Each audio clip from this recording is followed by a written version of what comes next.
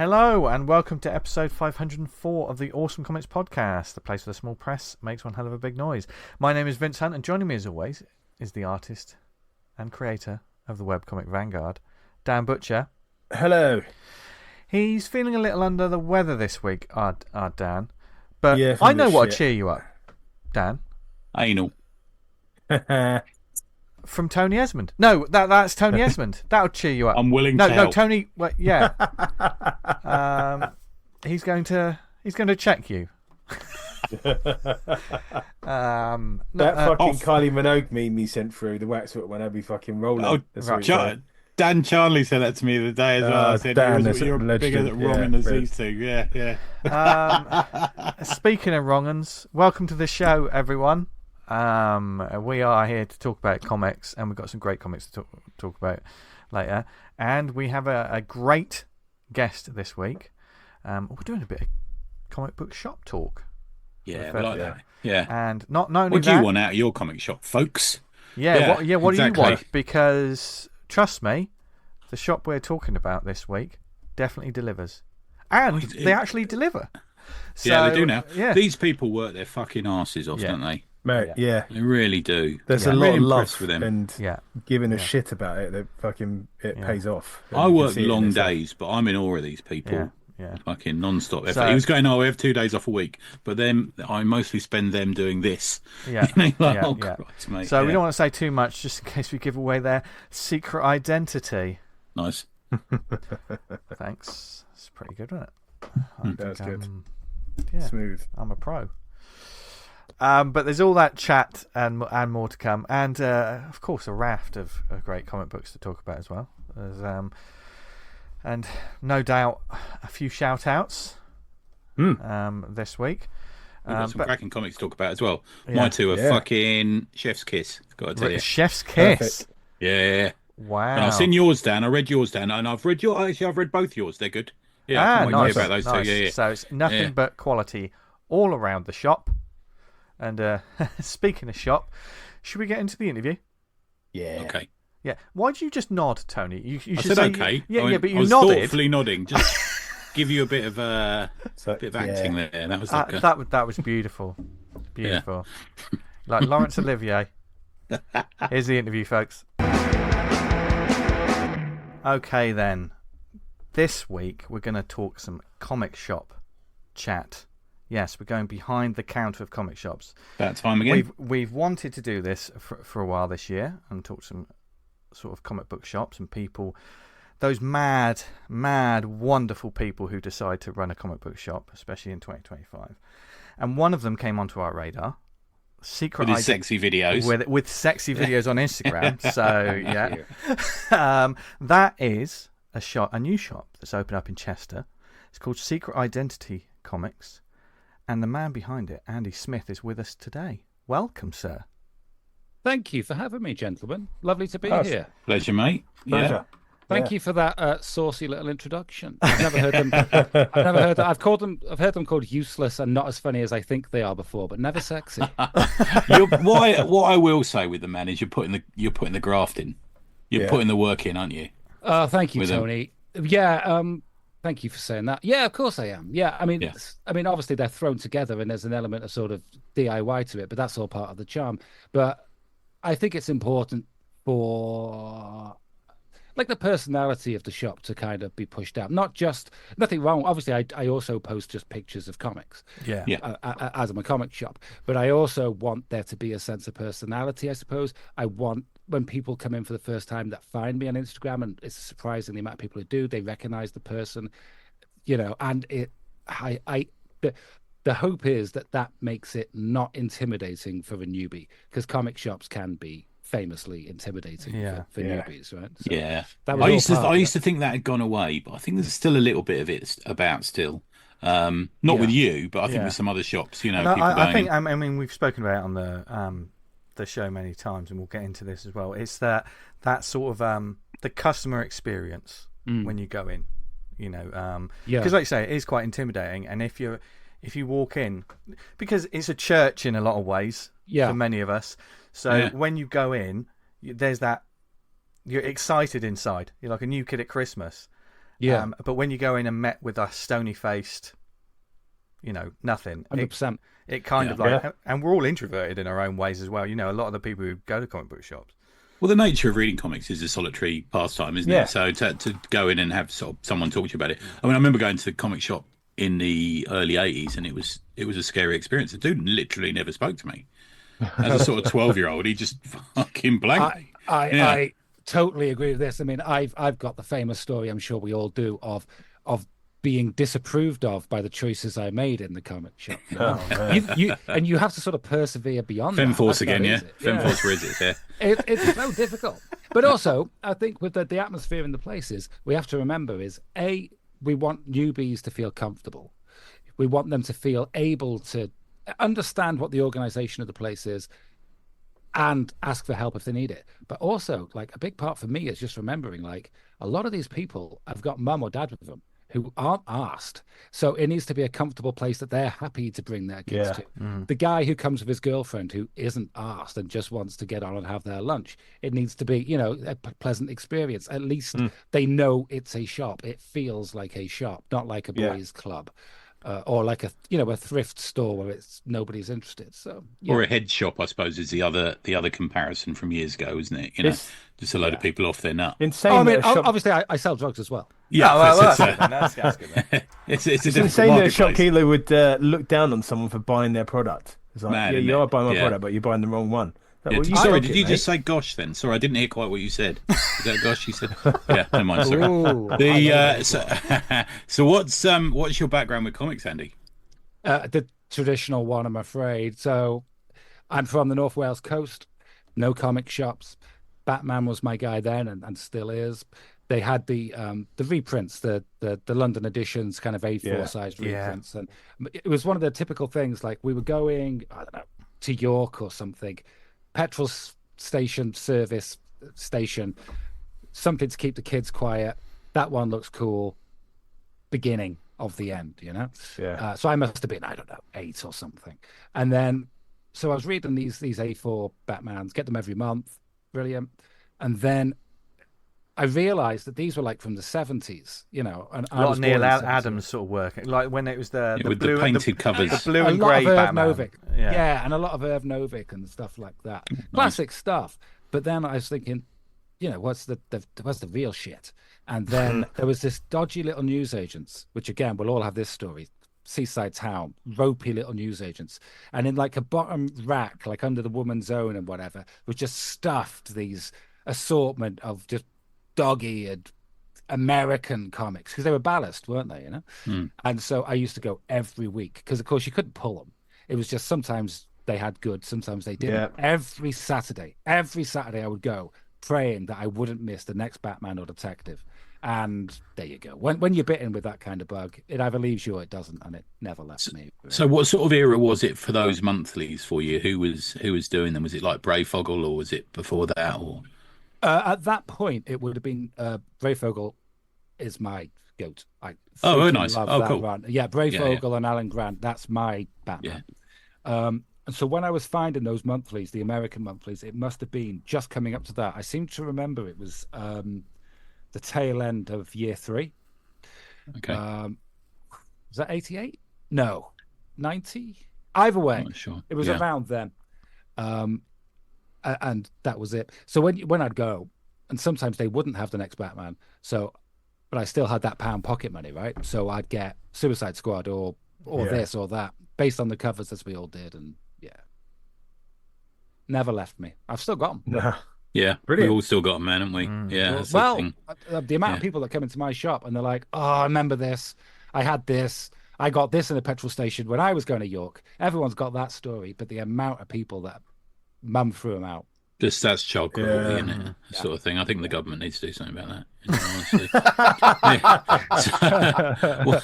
So when was what was your first comic shop experience? I wonder. Oh man, I should know that off the top head, but I don't think I do. So again, in Rill, at some point, a comic shop opened, and it would have been going into there. Frankly, I would have been. And then, funnily enough, where I live now in Chester, I didn't know at the time the guy had 2 shops, one there and one in Chester. So when I moved to Chester many years later, found there was a comic shop and he was in there too. Oh, right. Yeah, that was really cool. He's retired now. So yeah, and it was a boys' comic shop, as I remember it. Yeah, which the one I went by the into way. in Chester, God, it's probably 15 years ago, was like long boxes on top of long boxes. It was one of those. That was him. Oh, okay. Yeah.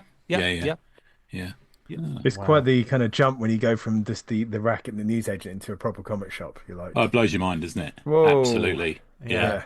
Straight to the source, isn't it? Yeah. I think mine was Forbidden Planet was my first one, and that just, wow, like you, I would go to the newsagents and they'd only get one of each issue in.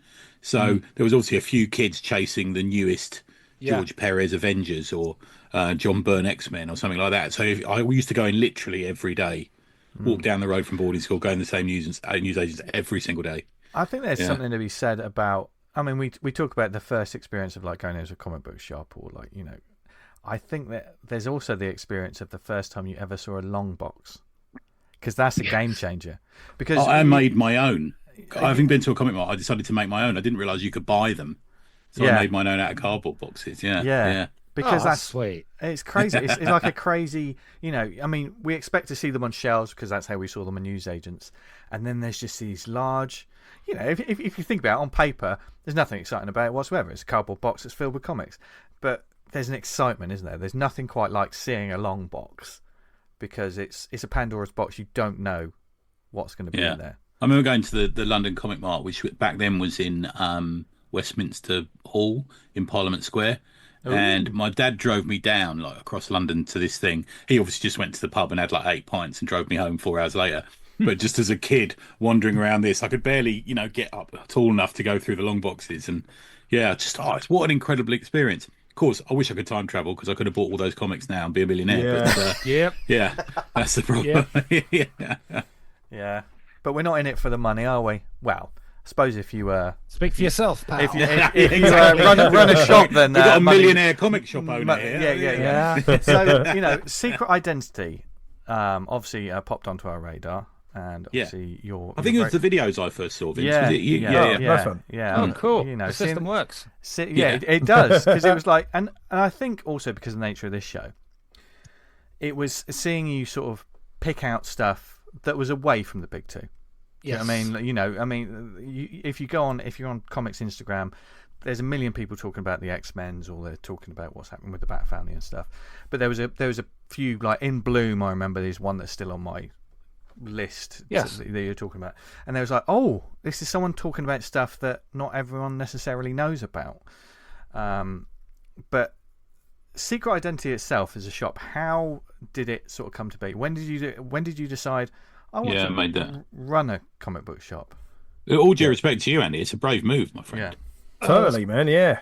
Kind of you. It is and it isn't.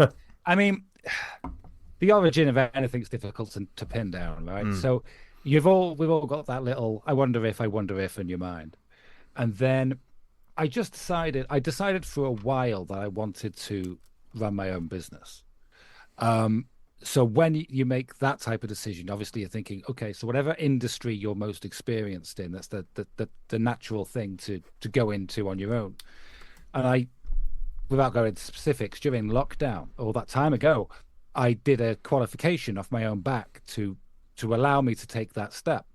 And then we come out of lockdown and I wasn't doing it. And the reason I wasn't doing it is because I didn't really want to. I wanted to run my own business, but I made that leap of faith. And then I ran to the safety of the obvious. And I was like, no, that's not what I actually want to do. So I started just thinking about it. It's a fucking stupid idea. It's 2025. You're not going to open a comic shop. But nonetheless, a couple of emails. How do the numbers work? Started looking at properties. That's right. I'm just investigating. I'm not actually going to do it. Went to look at it and thought, oh, it won't hurt to make an offer. Made an offer. That offer got rejected. And then I thought, well, that's the end of that then, except it wasn't. And then I went and looked at a different property. And before you know it, a year had gone.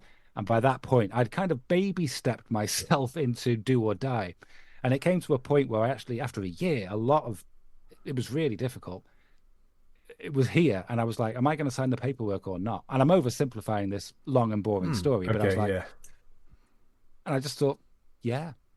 And so I did. And I wish I had like a grander story than that, but no, it's that simple. Well, I mean, no, I think that's the perfect story, because it's like you had the idea to do it. It's like making a book. You have the idea to do it. It doesn't happen overnight. It isn't something that just immediately pops up and exists. And so, you know, in some ways, you intentionally fell into it. Yes. And then things happened when they were meant to happen. Yeah. Yeah. With a lot of bloody emails and phone calls. Yeah. And luckily, I'm already bald, but. But I suppose it's a weird business, comics, if you don't mind me saying so, because you're selling comics. So you almost got two bosses or two people on either side. So you've got the Marvel, DC, Boom, Image on one side being represented by Diamond, but then you're the middleman for the product going to the customers. But not only are you the middleman, you're sort of holding up the industry, because these big companies are dependent on you, but not necessarily treating you in perhaps the best way ever that they should be. Because I always think of comic shops as the kind of forgotten heroes of the industry, because we live in a direct market world, and it's dependent on the comic shops. We don't seem to realise that. Marvel and DC can go online and argue about whatever they want to argue about all the time anyway, but all the characters from there can be. But the comic shops is where they should be investing their time. Totally. Yeah, I mean, obviously, I could only agree with that. I would like to. I will say that I'm a small business in a small part of a small country, so I accept I'm not going to be massively on their radar. But you know, bloody hell, boys, a couple of posters would have helped. You know, just do you know what I was thinking? Posters myself. Yeah. Just these DC compact, the mini versions they're doing. They're called the DC compact range, Hush and so on, and they sell really well for me. And I bought quite a lot of them. Forbidden Planet's got a nice stand for them. Why can't I have one? It's just small, just a little bit of outreach. Plus, I mean, we could argue all day, and that's probably not why I'm here to talk about what they decide to publish. But there probably is just a bit too much available titles being pushed out at any one time. It makes I kind of get the impression they run on a model of like having maybe 15 to 20% of titles doing well, and supporting the titles that are not, which of course does you no grace at all. I mean, that. Frankly, Absolute Batman is a juggernaut, and I imagine that the sales figures from that pretty much propping up the Catwoman title. I'm not sure we could, not to pick on that title, but I mean, no, do you know what? Actually, forget the Catwoman title. Excuse my French. The flagship Batman title.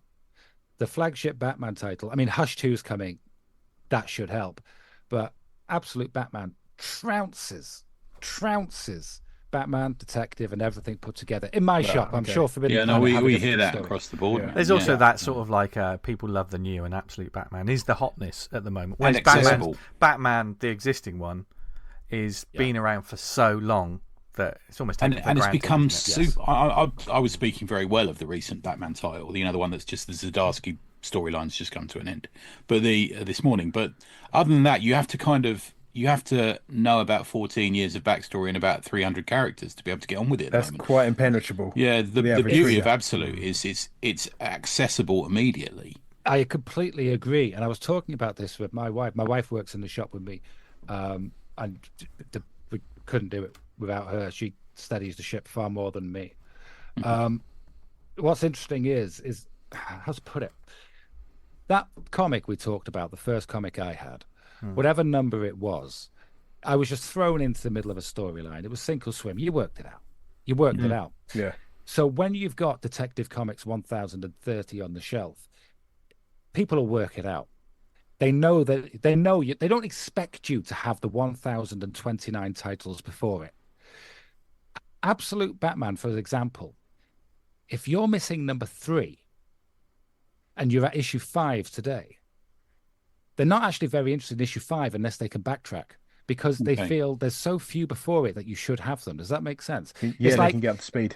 When issue 2 of Magic came out recently, the Marvel one, and that's selling really well. And I sold out of number 1 So people are interested in number 2. Have you got number 1 left? No, I'm sorry, I don't. Oh, I'll leave it then. But if Magic had been issue 117, that expectation wouldn't have been there. So these relaunches, you're right. The newness is. So the reboots aren't doing them helpful. a favour in a way. But the reboots are they are great. But short-lived, great. Short-lived bubble of brilliance. I mean, Absolute Batman was.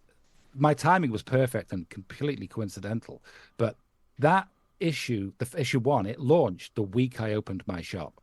Oh, okay. Wow. So I was like, this is meant to be. And when you open a business, you know what you're doing. You haven't got a fucking clue what you're doing. You learn that very quickly, but you can't tell someone that the week before they open. So I had more flagship Batman than Absolute Batman. Now, what a moron. It's so obvious to me now. Yeah. But I ordered them 2 months before, right?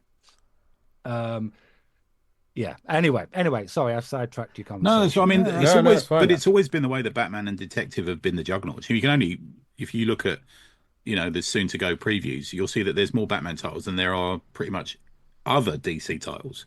There's sort of Batman, Gotham universe seems to be the biggest part of DC still. No doubt. So I can see why you would do that. What's that, Maestri? Yeah, no doubt. It is by far the biggest part. And again, I suspect there's a couple too many titles. I wish, because they are going to be mini-series, do we need Full Moon, Gotham by Gaslight, and another one running consecutively?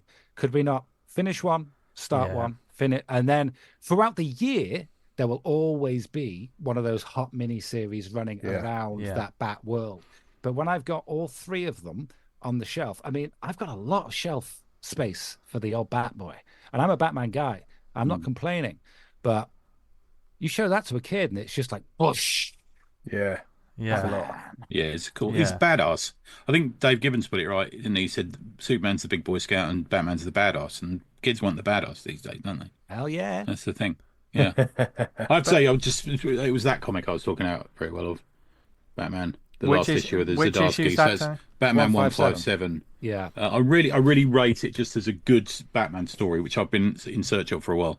It all got a bit murky and dull for a while, but I agree with that. I'm looking forward to 158. I'm looking forward to Hush too. I don't care what people say. And again, it is going to be a great jumping on point, but they're not changing the numbering or anything like that. That's the sweet spot. I think I'm looking forward to that. And you got the new Batman title coming, haven't you? Isn't there a new one coming? I forget the team on it.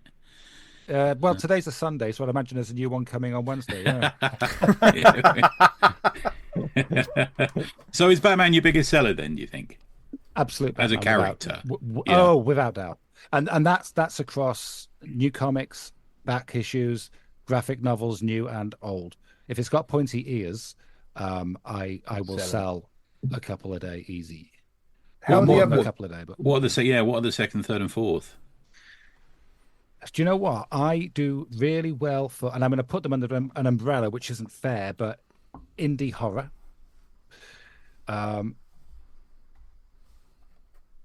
Superman, absolute Superman, not the flagships. Neither of those two move for me very, very well. Absolute Superman. Mm-hmm. Absolute Wonder Woman is cooling, but is still a good seller. For characters, those are the Trinity, actually, the Absolute Trinity are doing well. Absolute Batman crushes all. And then I'm really, really grateful and lucky to have a very open-minded clientele who are really open to the indie stuff. And when I'm saying indie, I'm talking, well, all sorts, but particularly like the Image things. Like you mentioned in Bloom before, things like that. I can shift quite well. Let's talk about awesome. the sort of the people that actually go into the shop and the sort, like from the day you're opening, like you're seeing this growth of like people coming in. How has that been? Seeing like more readers and sort of you do a pull list? Yes. Oh yes. So how is that? The growth of like your pull list. Pull list is kind of like you're going to get this much every month, don't you? With a pull list, 100%. I mean, I have a pull list. when I started the business, I had a business plan, and I've got certain targets in mind, not in a corporate way, but just a kind of guidance for myself. Yeah. And I'm pleased to say that things like my pull list at the minute, I'm surprised how receptive people have been to it. So, I mean, just on that, I've got quite a good pull list already. I'm on track with it. I need it to be, or my intention is for it to be double by the end of this year, by which point the pull list, in theory, should cover a lot of my outgoings and stabilize me that way. Not what's great about the pull list, obviously we've all had pull lists, but a lot of the people are receptive to it. And a lot of the people in the early days, they just pulled something. A lot of people, I hate to keep talking about this title. I'm not sponsored, but Absolute Batman, because, and this worked out brilliantly for me. This is where the circle comes full circle. Obviously, I said I effed up and I didn't order enough Absolute Batman. That was a mistake, but it got me into a lot of conversations with people that were curious about it. Don't worry, I'm going to get it back in. I'm going to get it for you. Would you like to join a pull list for issue 2? I guarantee you it. Great introduction. And I think that really helped kickstart my pull list. And what I've had now is a lot of the people that have pull lists, they started with 1 title, 2 title. At that point, my first weekend, I had one gent, lovely guy called Scott, who's still a regular. I've not been open long, but I think his pull list was 7 titles, and I couldn't believe my luck. That was great. That was so good. But all of these people, as they come and talk to me, we talk, we chat, they've added extra things. And so the pull list, not only the number of individuals on it, but the titles on it. That chap who I said had 7, he's now at 12. You know, the guy who just had Absolute Batman now has Absolute Batman, Superman, Wonder Woman, and he's really interested in Batman 158 because I've told him about it. So, and the pull list is growing. There is a certain over the past 6 months to a year, and we've seen there's a certain, danger's the wrong word to use, but we hear so many horror stories of so many comic books. They need to be wary of pull lists as well, don't you? Because you're committing a certain amount, and we hear horror stories of so many shops saying we have stacks, like thousands of pounds. The whole of comics. Our podcast, isn't it? We've been hearing about that for 10 years, I reckon. Yeah. I obviously I knew that going in. There's a couple of documentaries My Comic Book Country and things like that, which myself and my wife watched like 3 or 4 times just when we were prepping the business, or when I was prepping the business. I'm fortunate enough, I'm a new business, so I'm not in that trap. So it's very easy for me to sit here as if I know everything. I've only been open for 4.5 months, so there'll be experienced comic shop owners saying this guy doesn't know shit, and that's true, probably. All I know is most people do have the intention of picking up, in my experience, which is limited. Regular communication solves a lot of that.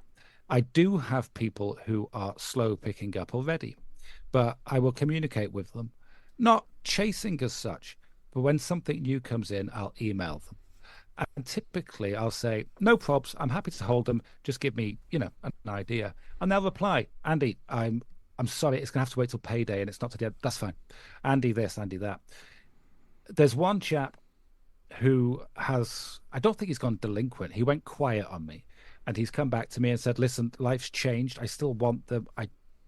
My work situation's just a bit rocky at the minute. You're going to have to bear with me. Stop pulling things. I've said, cool. And I'm going to that's the right thing to do by him, though, isn't it? Yeah. I'm going to sit on the things that he has and just give him some rope. So those, I also am aware of the horror stories of stacked to the ceiling. I don't know.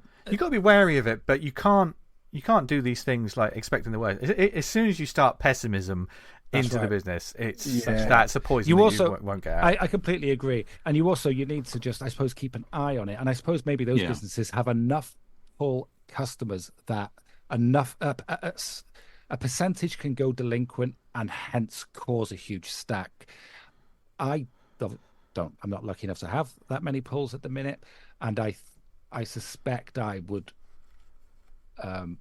have stopped pulling before I allowed it to get to that. I think there's a balance of enthusiasm with reality, isn't it? So when people, they come in, they're full of enthusiasm to get a pull list, and you want them to be enthusiastic, and 100%. You're enthusiastic about the comics they're buying, and talk them up, and as I can see from your videos, Andy, you really enjoy the comics as well. Yeah. So there's that, but you have to say to them, you will be expected, if you've got a pull list, to come in, I don't know, every 2 weeks, every month at least. And if you can't do that, then please let me know.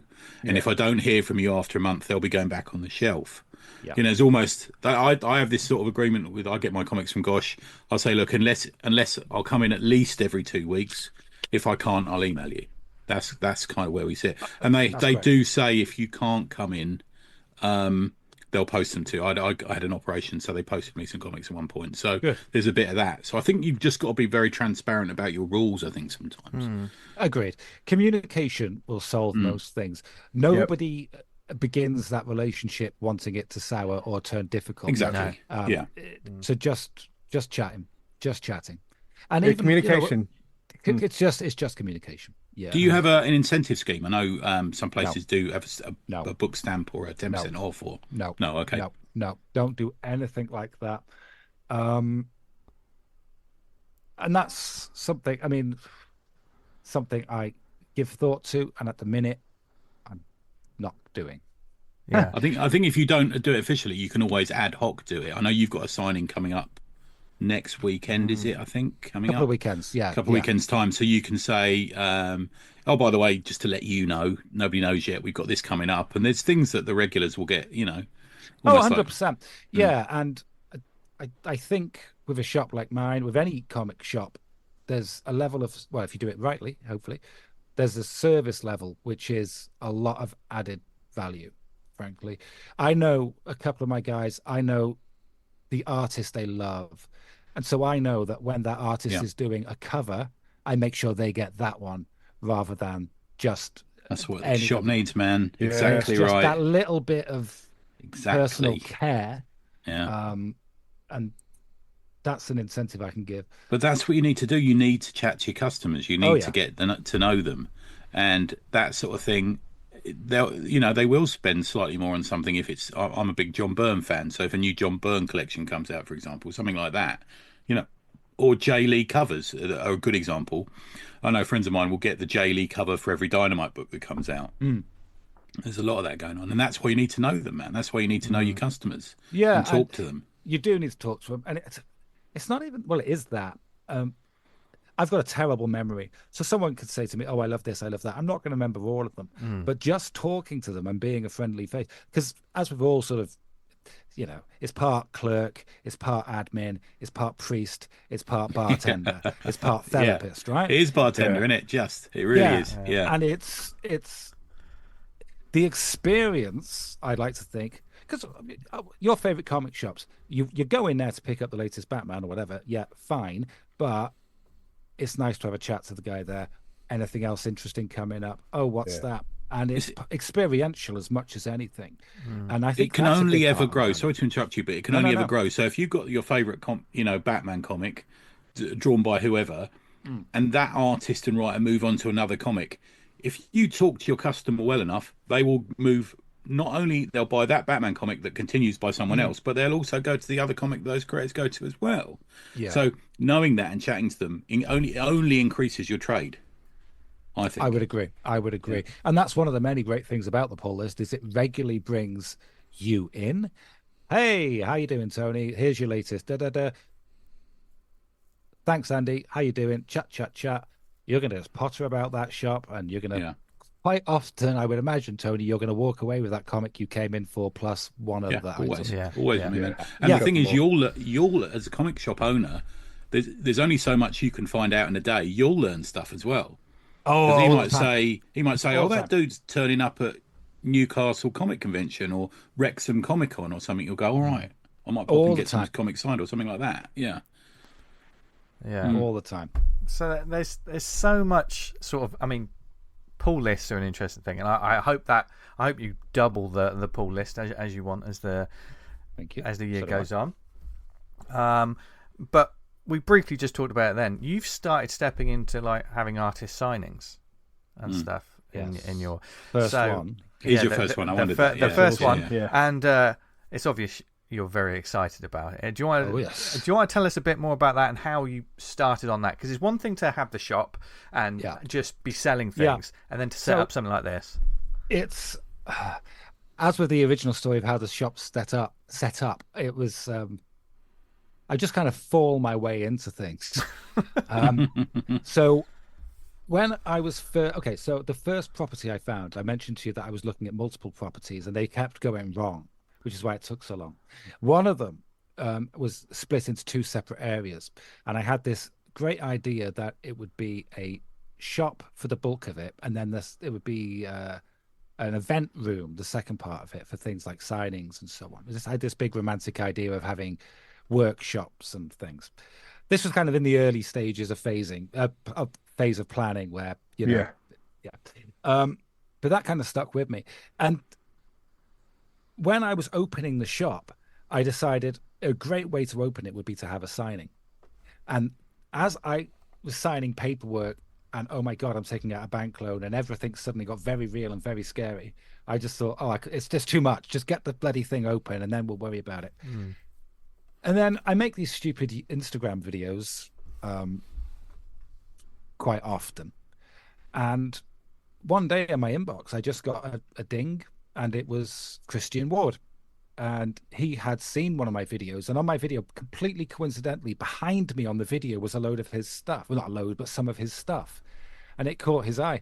And we just got chatting. We just got chatting online. So I didn't go hunting for I didn't say, I'm going to start having events in March of this year, in the first quarter. No. It was always in the back of my mind, and circumstance just led me to a point where I was like, am I going to ask him to dance? and so reached him for a kiss. Yeah, basically. So I should say, I've not said who it is, but it's Christian Ward. So listen, I know it's your podcast, but allow me a second to do a pitch here. Please do. Go for it. March the 8th. At my shop in Chester, Christian Ward's going to be doing a signing. Christian Ward is the writer of the current Two-Face comic, and he does the variant covers for it. He did the writing and the art for Batman City of Madness. He did the art for Aquaman Andromeda. He's done the art for is it the Black Bolt comic he did as well? Yes. I really liked that. Yeah. Really good. Yeah. Invisible Kingdom, Bloodstained Teeth. And then his upcoming thing is Spectrograph, which James Tinian the Fourth wrote. Okay. The graphic novel's coming out the week of the signing, so it's going to be great. Diamond better not let you down on that one then, my friend. No, man. Please don't. We're just, everything is crossed here.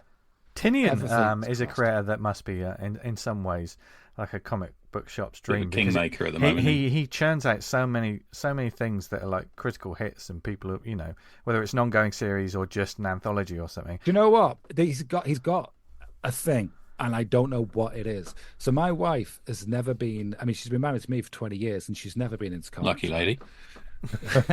Yeah. I don't know if she'd say the same. And she's just never been into comics. But this is my business, but she's a huge support. So she was like, I suppose I better give these stupid kids books a go then. And I gave her Pine and Merrimack, which is by Kyle Starks. And she just great series. Fucking loved it. And just loves it. So she really got the hook. Now, she hates horror. She hates horror films, horror movies, cannot stick it. And she also cannot tolerate any kind of ambiguity. So, like a film with no clear ending, she will go fucking nuts. For some reason, anything James Tinian writes, she wolfs up. She just inhales it and loves it. I got her for Valentine's Day, because that's the sort of husband I am. Mimetic, which is the hardcover graphic novel that he did in his early days. Loves it. Is that the one with the sloth on the cover? That's right. I think it is. That's fucked up. James Tinian has got something which is, he's kind of like he's comic Stephen King, right? Yeah. He's just got the everyman touch. Yeah, I get that. He's the hotness. Yeah. Is it Tiny? What's it called? Tiny Onion or something? Tiny Onion, Onion, that's it. Yeah. Yeah, he's got a little crew around him now, hasn't he? But like all of these series, whether it be like Something's Killing the Children, The Nice House by the Lake, or Department of Truth, it's like banger after banger after banger, and he's getting amazing artists working with him and stuff. And he's just making comics, just constantly. That dude is living his best life. He's had like a bit of a personal makeover as well, hasn't he? Is he really? Yeah, he's dropped about half his body weight, and he's looking like a. Well, he's probably writing so much he doesn't have time to eat. Yeah, exactly. Yeah. That I didn't know. Yeah. So obviously, that tying in to the signing and everything, that's quite an exciting prospect. You've said. I'll take it. You've said to some of your regulars, some of your pull lists, right? You fucking better be there. Oh, these fucking flyers! I swear to God, I've been shoving them at people's hands, and people are like, "Andy, I already got one the last 5 times. I don't care." I got posters in the window. Of course, I'm just pushing it to any fucker that'll listen to me. But it's going to be a great event. It's important. It is important. Yeah, totally. Yeah. I'm trying not to put too much pressure on it because it's. I did some flyers for the 500th for our upcoming Kickstarter, and it literally I went around the room handing them out, and only 5 minutes beforehand I tried to give them to someone. He goes, "You gave me one of them about 2 minutes ago, Tony." I went, "Okay, sorry." This one's different. Yeah, exactly. Yeah, collector's item. I'll sign it. Yeah. But like with that as well, like what's it like with the new shop? I mean, setting up a small business is one thing. Setting up a small comic book shop business is another thing. Yeah. And obviously, comic readers are like moths to a flame as soon as a comic book shop. So you'll get the naturals. Yeah. Oh, there's a light I need to travel to. But what is it like for you in terms of expanding and getting out of the bubble in your area? I mean, that was really a big part of when I started up, because I'm in a place which I'm very, very fortunate that things worked out the way they did, because had I got that first property, my rent would be double right now. Ouch. I'm in a place that I am to really sort of pitch it to you where it is in relation to my city, because you probably don't know Chester, but I am 5 minutes walk from the big McDonald's, right? So I'm very central, but I'm not, because I'm just outside of the walls of the city, the walled city. And as soon as that happens, your rent halves. You're right. There's a safety that comes with a shop like ours, which is so niche. I know Vince is coming. If I can just make Vince roughly aware that I'm within a 20-mile radius, Vince is coming. Fine. It's not really, with all due respect, Vince, you're a lovely guy and I can't wait to see you, but I don't need you. Because you're sick. Not another one. You're sick. I know. Every Sunday. It's about new blood, right? I want the Vinces of the world, the Dans and the Tonys. I want you and I love you as my regulars, and you are the bedrock, the foundation, the wind beneath my wings. But I need and want new people. You got to be constantly breaking new ground on it. Constantly breaking new ground. Yeah. I need to get the word out, because it's amazing how long you can be at a place. I'm on one of the main arteries in and out of the city. So if you visited Chester, you've probably driven past me, but people don't realize I'm still getting people that live 10 minutes down the road. Well, how long have you been here for then? Yeah. That's totally, Yeah. No, it's great, because every time it's when I come home, depending on whoever's worked, myself and my wife, on any given day, the big question is, what rough percentage of our regulars versus new blood we're in today?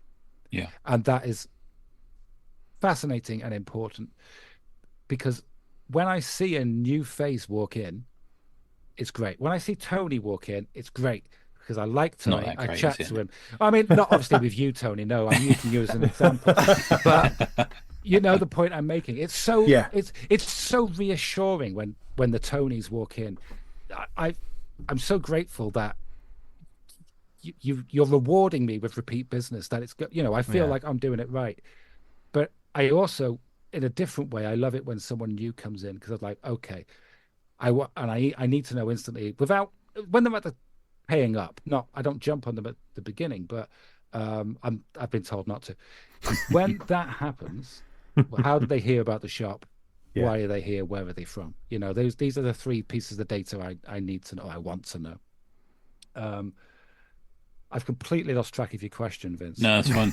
Do you know what I used to be before we had the sort of corporate forbidden planets of the world? There seems to be a forbidden planet in most big cities now, really, doesn't he? I'm not a hater of forbidden planet at all, but before that sort of corporate thing, during the sort of early 80s, when I'd be on a bus traveling through a bit of town, I think this is the sort of street that a comic shop would be on.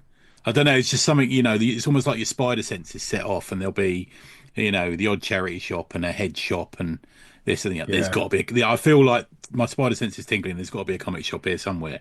That's what I like about the comic shops. And like you say, like your shop, I like that somebody owns a shop, somebody's friendly, you can walk in there. Like Des Skin's shop in New Cross, for example, it just had that vibe about it, something a little bit underground, a little bit friendly. It wasn't corporate, there's not stacks of fucking Funkos to knock over as soon as you walk in the door. It's very attractive to me. That I know. Look, I've learnt my ways these days. If you've got Magic the Gathering and Funkos in your shop, I know that you've got them because you need to pay the rent. But sometimes, not a secret identity from the sounds of it. He's shaking his head there. Yeah. But I almost feel like it's got to have a vibe, man. It's got to have like an environment in it. Definitely. A shop. Forget about comics for a minute. Any shop you like, a favorite restaurant, a favorite sandwich place, where you get your hair cut, whatever. You have a feeling when you go in there, and if you're not comfortable or you don't like the vibe, then you don't get your hair cut there anymore. And it's something more than the sum of its parts, right? It's not just a person there. It's not just what they're selling. It's the way it's laid out. It's just the way it feels, and a comic shop can be a destination. People can, like when I take trips to London with my wife, looking forward to having some nice dinners. That'll be nice. But really, I'm thinking about Megacity. And I'm thinking about Gosh, right? But that used to be the good thing about Comics International. We said this to Des when he was on years ago, is you used to be able to look on the back page and there'd be a list of all the comic shops that were in England. I even did it. I took my missus to fucking Paris for a romantic weekend and spent the whole weekend in Rue Dante, where she was bored twiddling her fingers in a coffee shop across the road because it's all comic shops. But I always, like you, Andy, I look for the comic shop wherever I am. You got it, haven't you? First thing you do, pick out your phone, comic shops near me. But it's also like this week on the Instagram, we just put out a post going, comic shops, just put where your shop is or whatever in the thread, because even if there's one just down the road from you, sometimes you are unaware that it's there. The amount of times that wow, that's only half an hour away. I thought there was no shops near me. You constantly got to be putting the shout out for it, don't you? Yeah, I mean, it's amazing. I've been living in Chester here for best part of this 20 years. I love comics, and when the comic shop in Chester closed, I don't know, 5 years ago, something like that, I had a dip. I sort of dipped out of it, and then I never knew there's Millennium Comics in Northwich. It's only 45 minutes in the car. I will happily drive 45 minutes in the car. Tell me, man. And I started doing it on a monthly and then fortnightly basis. And it wasn't just going to get whatever I was going to get. Dan, who runs that place, is genuinely one of the world's nicest people. And going and just having a chat with Dan for 20 minutes was a great way. I looked forward to that, and I thought, this weekend I'm going to go to see Dan. And it was what back issues they got. Go to see, it was almost like I was going to see Dan as much as I was going to get the latest Batman. And if I can get halfway to that point, that'll do. I'm happy with that. So when you were setting up secret identity, when you were sorry, Tony, when you were setting up secret identity, did you go to Dan for sort of advice about I'm thinking about doing this? Oh yeah. He's been great. So there's a couple of guys I went to. There's Stuart, who owned the comic shop that now closed, the guy who owned the comic shop in Rill. I sort of hunted him down and took him for a beer and said, just talk me through it. Just warts and all. What does this look like? How does selling comics make sense? How did you support a family doing that? That makes no sense at all. We had a chat. And then Dan in Millennium, who I still text with God, many times a week. Just had a chat about it. And got some advice, got some tips. And everyone should do that. And you should do that with any business you open, any venture you get into. Just chat. Again, it's just talking. It's just communication. That's all it is. You can Google all you like. And of course I did. Watch films, watch YouTube, do it. Listen to podcasts. But there's like just talk to someone. Go for a pint or a coffee or whatever, and just chat. And just say to them, what does a shitty day look like? Because they're not, because there's going to be some shitty fucking days. What does that look like? And can you tolerate that? If you can, okay, maybe you could do it. Yeah, it's good to know those people as well, because they might have a surplus of absolute Wonder Woman, and you need a couple, and you got any spare Wonder Woman? So I'm off here. You should see mine and Dan's text chat. It's basically just, hey, have you got X-Men 12? And then and then he'll say and then depending on the urgency of when you need it, I mean nothing's urgent, but he'll say and he's pulled it for me, because he's got a surplus of them, and I bought way too much of the fourth printing of Absolute Batman 1. Now I'm drowning in Absolute Batman 1 now. Swapsies. Want, need, got. Oh, that's a shiny. That's worth 2. Are you a back issue guy in the shop, Andy? Or Yep, you are. Are you finding that easy to source? Yes, I am, and I am not. Okay. I find it. Okay, so when I was setting up, when I knew I was setting up to a year before, obviously I went for my own collection and just made the sacrifice that we all have to make in these situations, saying, do I really need 4 copies of Detective Comics 619? Probably not. One of them can go. And I did all that. And I started buying up, flea markets, car boots, anywhere I could.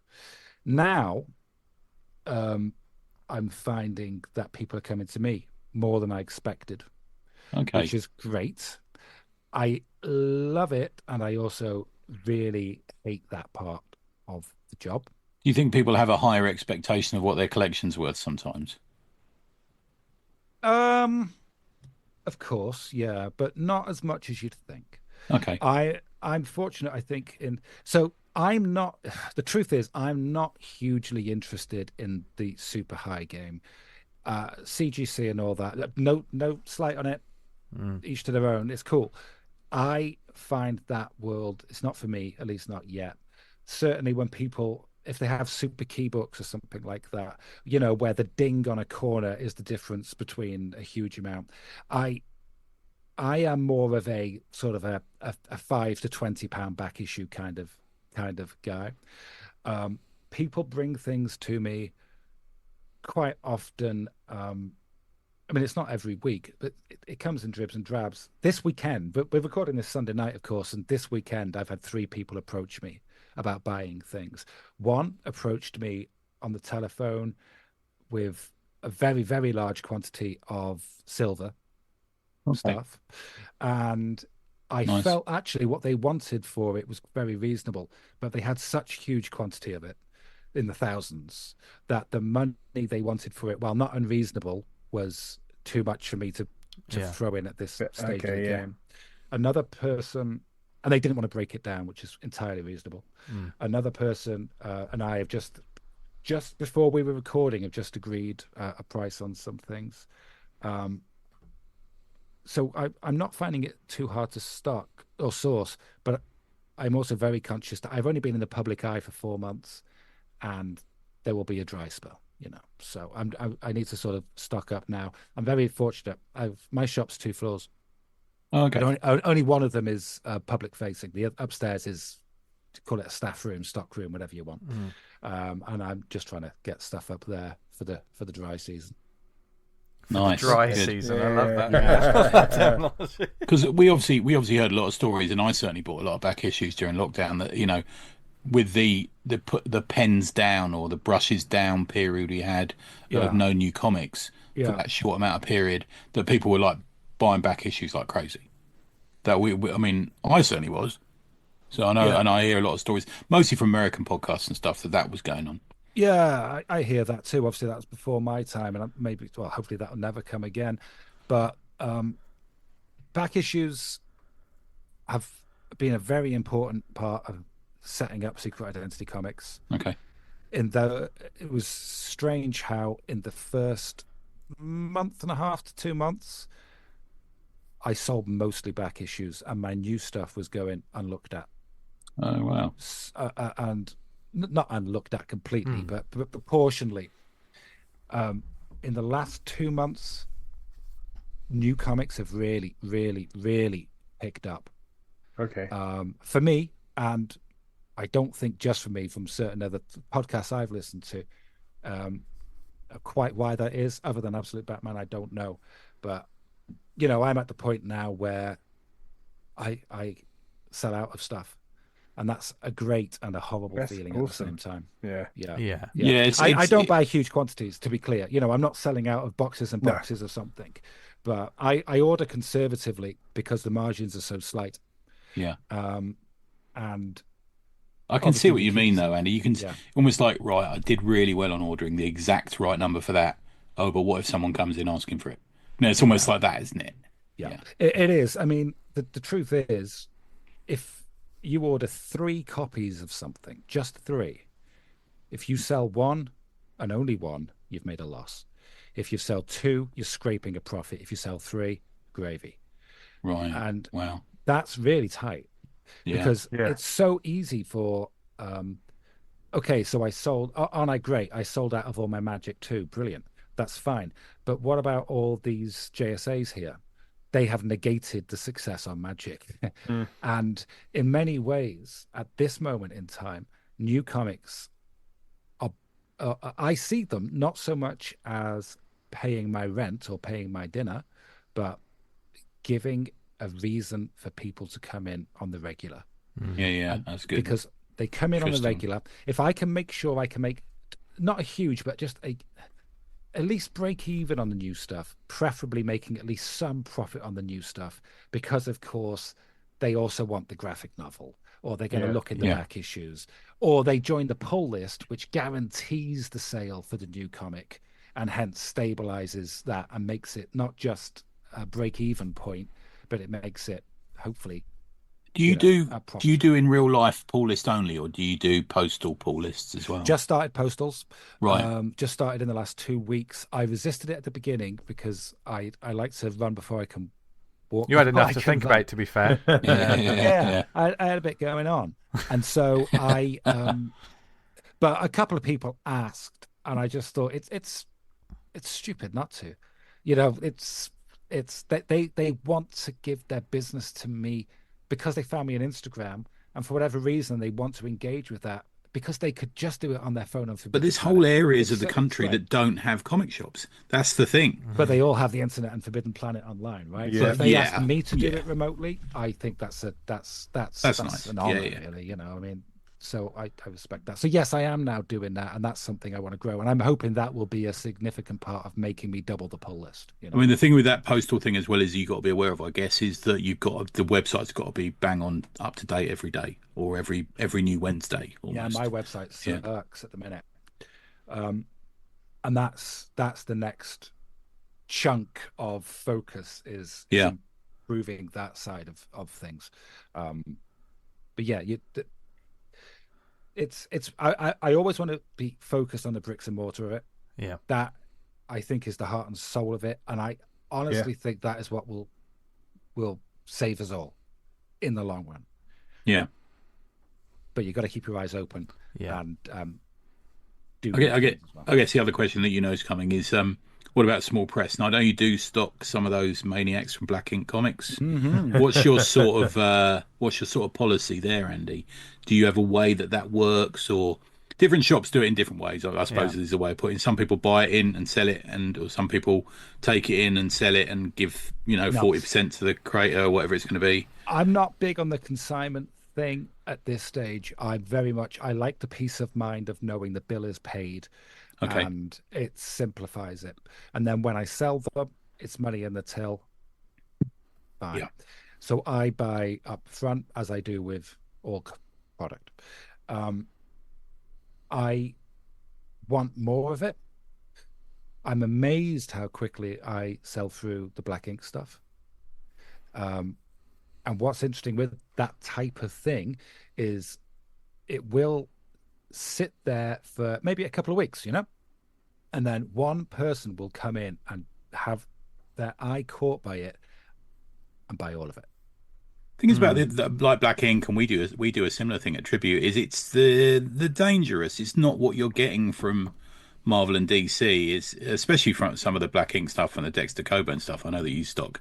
Yes. I think across the board with all sort of small press and indie, and not even like the transgressive stuff. Just like there is voices within the small press independent scene that are doing things that you're not getting.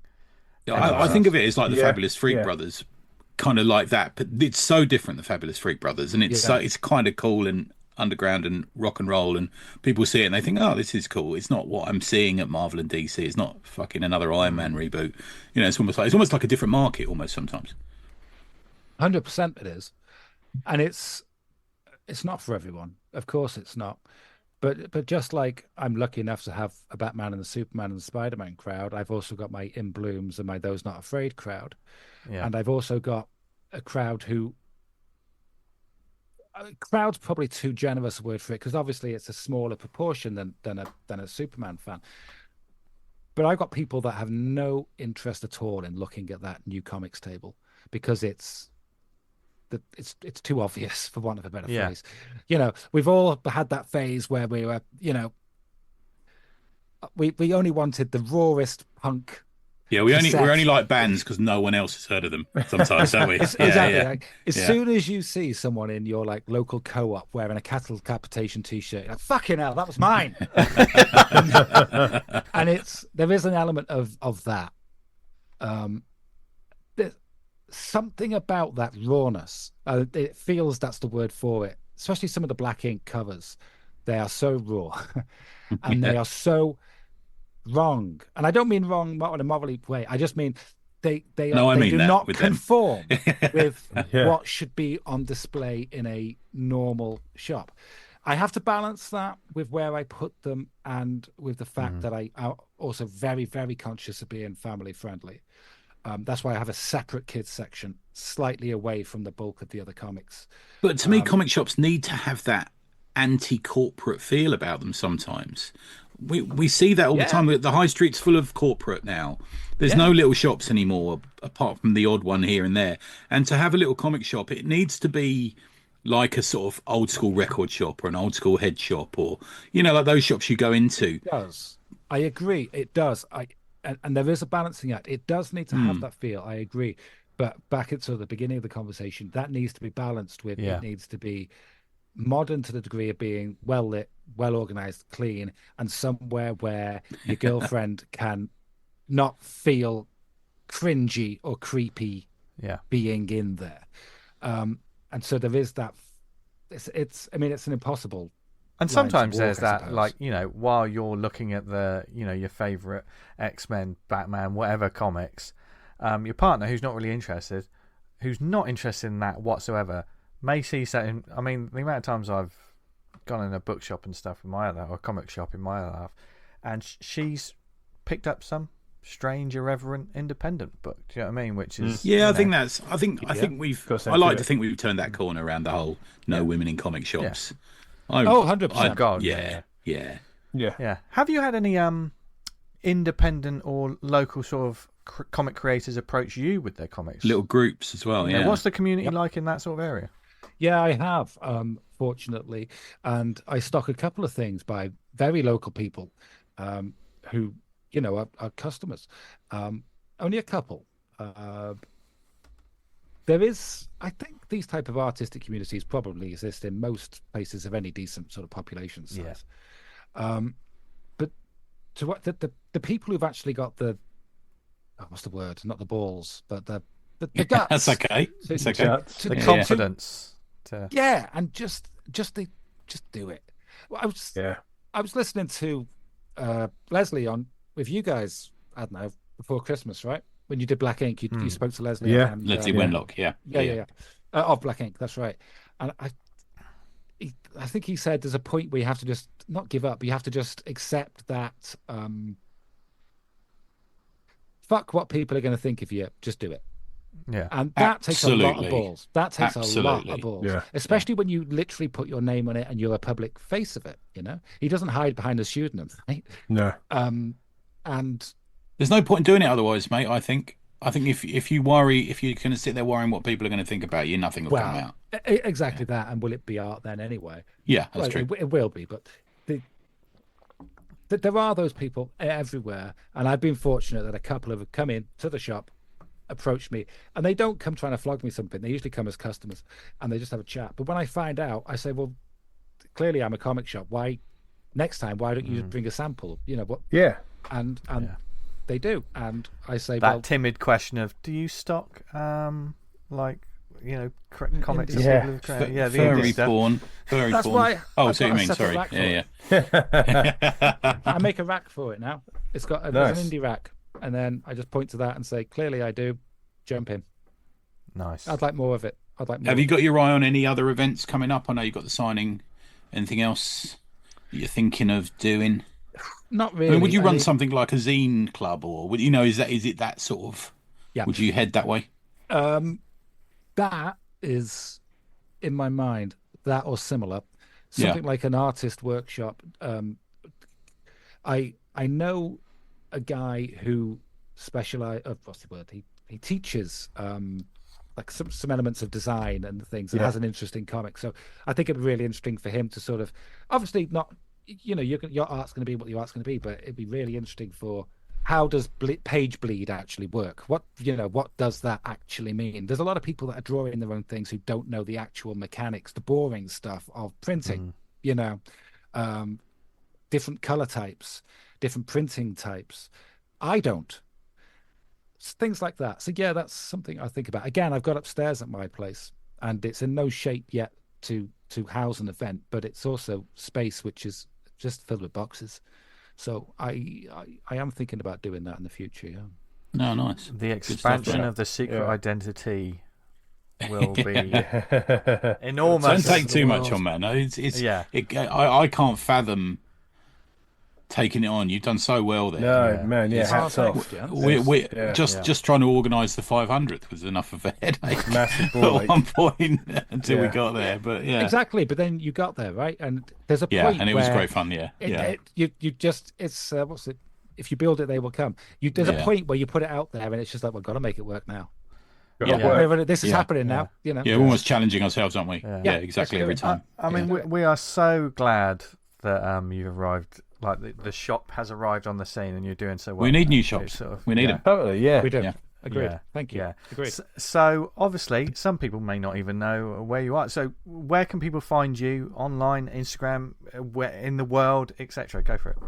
Yeah, well, that's the obvious places. Instagram is where I post most of the social media stuff. That links to Facebook, Secret Identity Comics.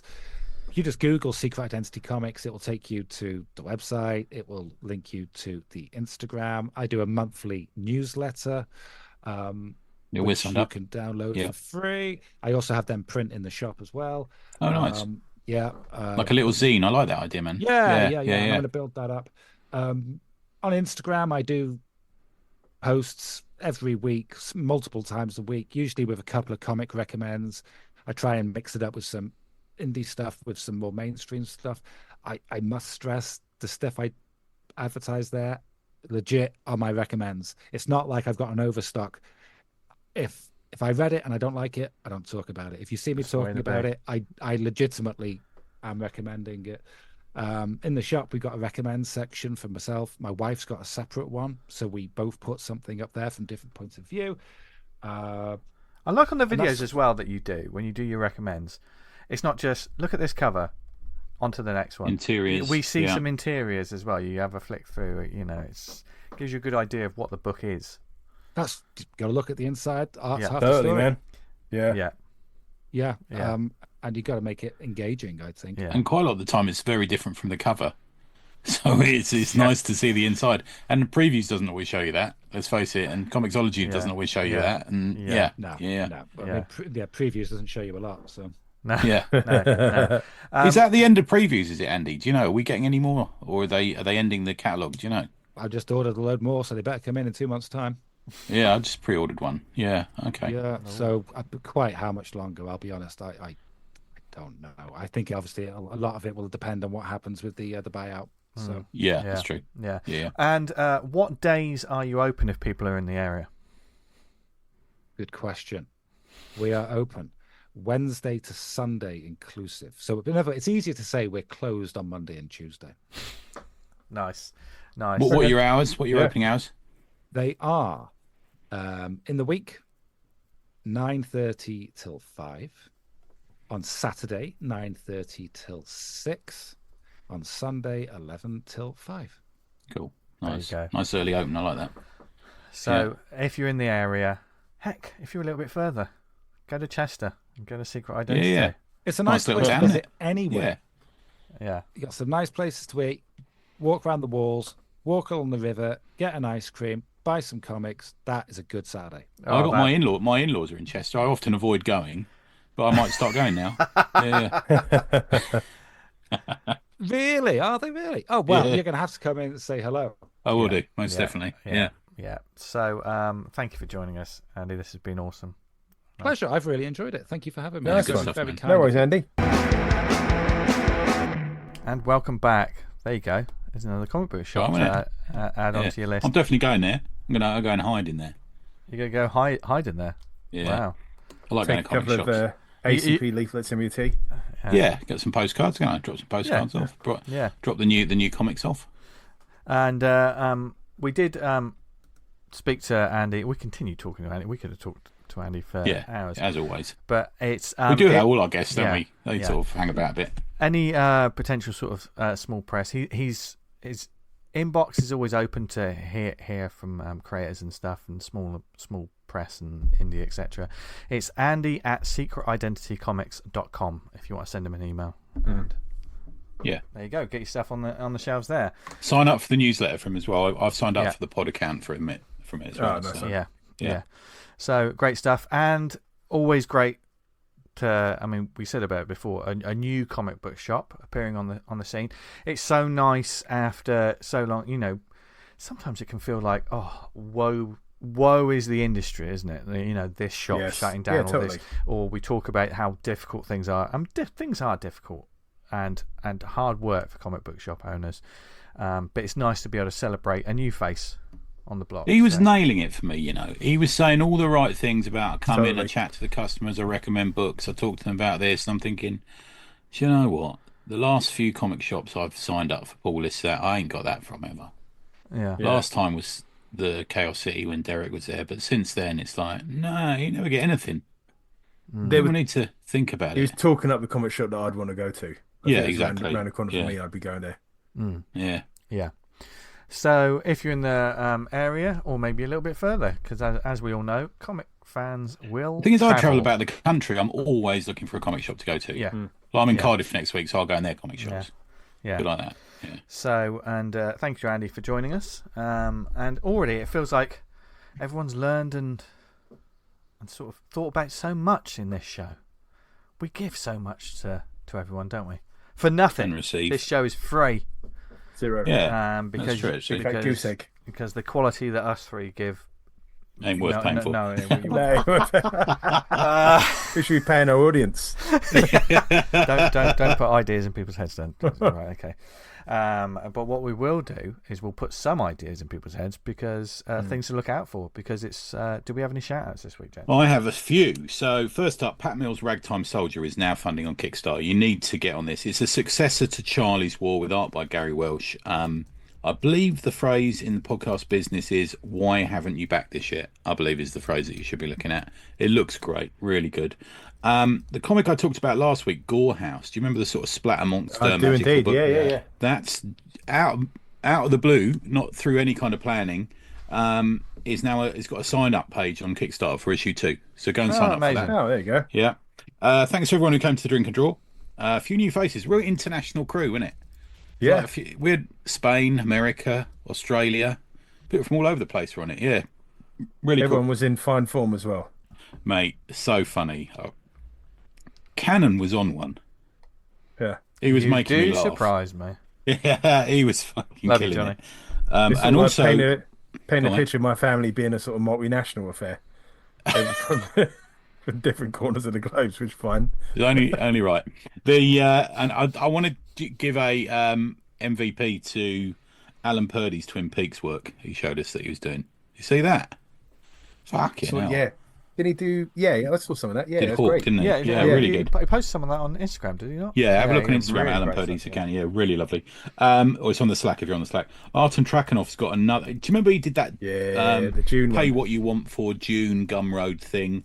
He's just got a new one out, which is a Hellboy theme one, which I bought yesterday. What is he working on at the moment? Like in terms of like full-time comic stuff? I don't know. He's shouting at people about AI a lot online. I'm seeing him doing that, but I'm not actually sure, to be fair. Because for a while he was almost every month you could find something from him, couldn't you? Yeah. But I'm not sure at the moment. I know he had a bit of a relocation issue for a while, didn't he? But I think he's settled now. If you go to ohotnig, OHOTNIG at .gumroad.com, you can find it. I'll put a link in the Slack as well. There's a new issue of Bubbles. Issue 21 is now available. It's got an interview with Olivier Schroen, who did that book Sunday, which is the one that Joe Siraki recommended a couple of weeks ago. Do you know, I think you both said to me, that sounds right up your street, Tony. And then I bought it and it arrived at 8 o'clock the following morning. Do you remember? Yes. Yeah. I can't get on with it. No. And it's not for any kind of quality reason at all. I just sometimes things you're in the wrong mood for. And it's this story of this bloke's day, really, in minute detail for 500 pages.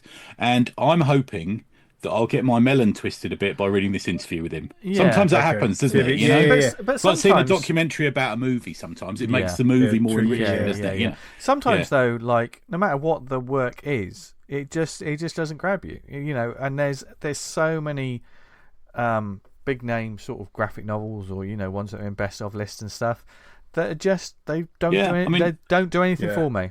I mean, there's good and bad comics, aren't there? But there's also that it just doesn't quite get you sometimes, and I think that's a whole other world, isn't it? Really, and it doesn't. And as we were saying, doesn't make it bad, just makes it not. No, that's right. Yeah, I think there's a whole different category because some books I won't like because it's just not very good, but some books I just don't connect with me. You know, it's like 4 or 5 pages, and it's like none of that's gone in. I don't know what that's about. Yeah. And, and it can just be the mood I was in at the time.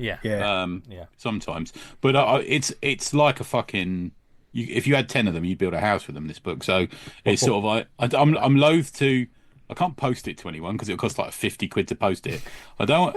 It's like, I don't want to put it in there. I've never bin comics, but I'm going to give it another go. It's sitting next to. It's on the coffee table next to me in the living room. There's also for anyone who hasn't read Bubbles, go and read Bubbles because it's got a very extensive small press review section in them as well. And if you're a comic maker, I'm going to say. Firstly, Bubbles is a lovely insight into the underground, small press, indie world of the America sort of underground comics. But they also review stuff from around the world. So go and have a look. There's some really cool manga stuff they're into at the moment as well.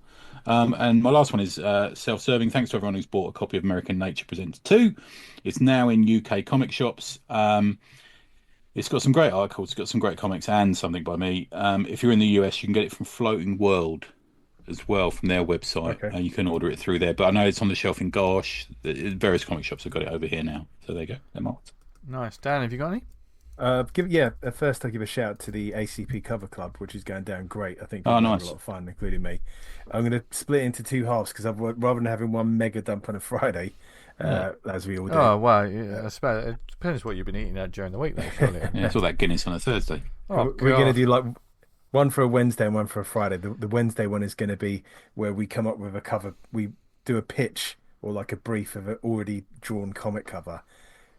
Do a pitch for it, and then the crew has to redraw it in their own style or imagine how it would lay out. And then we paste the one they actually did at the bottom. That'll go on a Wednesday, and on a Friday we'll do when you analyze the cover and break it down what works and what doesn't on it.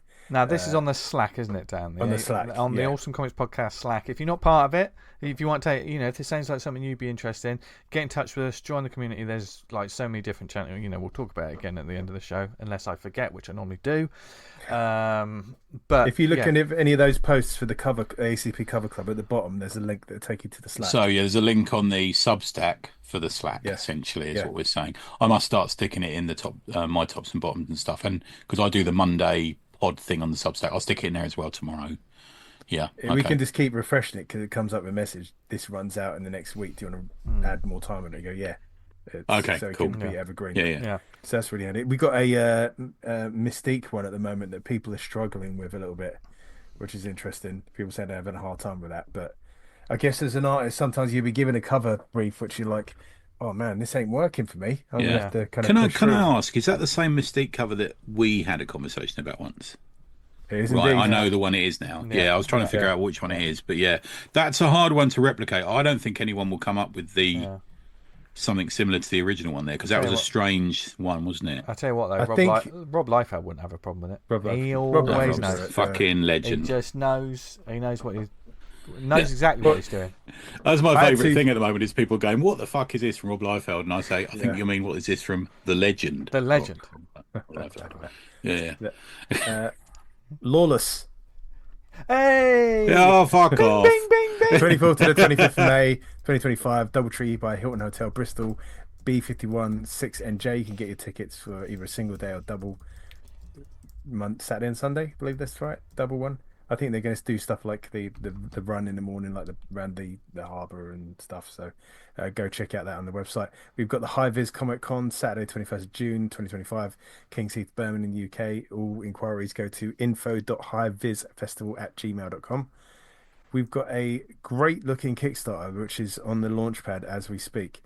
Silence, a psychological horror graphic novel from Joseph Oliveira. Former comic artist Stanley Kane, recovering in silence, finds an amulet that brings his angry creations to life. Christ, don't put that on, Tony. So do go check that one out. That's launching soon. That's going to be a fantastic one, as it always is. I haven't sent you the TO2, Tony Osmond 2, have I yet? I sent it to you this week. I was hoping to back it and then. I've got the test print, so Vince is credited with something, so I'll send you both one. Fantastic. When it comes around the test. So I'm so pleased with it. And that's fucking nuts. That's kind of getting prepped at the moment, isn't it? The old Kickstarter for that. Yeah, so we've got 4 books.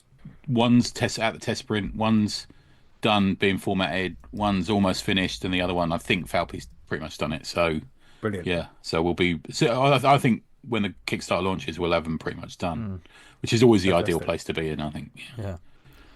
And that's for me. That's done. Yeah. Just a small one for me. I saw it. I think it was today announced or revealed. If ever you think of just a perfect partnering of an artist and a property, Russell Mark Olsen with the Phantom. Oh, I read this. Yeah. It's going. Is that a Dynamite? That's Mad Cave. Mad Cave. Of course it is. Yeah, they've got hold of the King Features stuff, haven't they? Yeah. He posted. Oh, it's today that he's revealed that he's drawing the prologue issue for The Ghost Who Walks. Is he doing the ongoing then? I don't know. He said, "I can't wait to share the rest of the series with everyone." I hope so, because that seems fucking sign me up. Match made in heaven. Yeah. That's a heavy burden, though, a monthly comic in it these days, especially with his. It's interesting. There's been a bit of discourse over that of people drawing the monthly comics, and Ryan Otley was basically saying that I can't do Invincible now. I can't do that work rate being an older artist. Yeah, a lot of artists sort of coming out of the woodwork and saying, "Look." And why is he saying that? Because he's older he said he just can't get his head down for that long. He's got like more kind of. And I think things going on in his life. Let's face it, there's something that isn't talked about when we've got a Three Amigos show coming up in a few weeks, which we'll talk about lots of different things. Just briefly on that. One thing that doesn't ever get we've never spoken about or mentioned really is just the passing of time makes a massive dent. Well, I mean, we talk about, I could do this when I was in my 20s. I struggle to get out of bed now. Do you know what I mean? Like those sort of things. You have to take that in, especially the workload. I think sometimes with these artists that are amazingly detailed, body numbers, and they're only and they're only just getting their artwork's only getting more and more detailed, but it's more labour intensive. and it's it's harder definitely to do. a discussion around that, because the way of doing it is almost become quicker.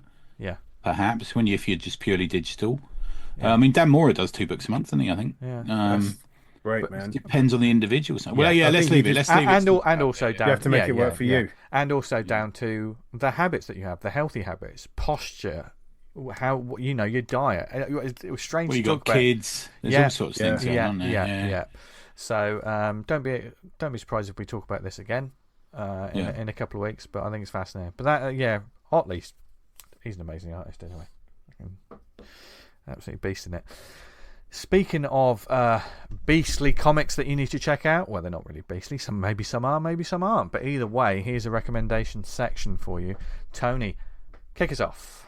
Yeah, so my first one is something called Atrocity, issue 1, aka The Monster, written by Noah Alperin, art by Diego Guerra. We talked about Diego's work when we talked about Pete Duncan's 1900. He did the story in that. Beautiful. Really good. Thanks to Noah, he sent this through, contacted us through the Instagram, and then sent it through on the email. First off, absolutely lovely cover, full of I don't know if you've got it in front of you, I know I sent it through to you, but full of drama, full of story, and full of, very importantly, tone as well. There's a sort of character that looks like he's got that sort of effect where he looks like he's had his skin pulled off, and you can see the sort of sinews on his face. Ooh. And there's a female character in it as well. And in the foreground is a bloodied blade in a hand. Now, as soon as you start reading the comic, you realise that bloodied blade belongs to someone in it.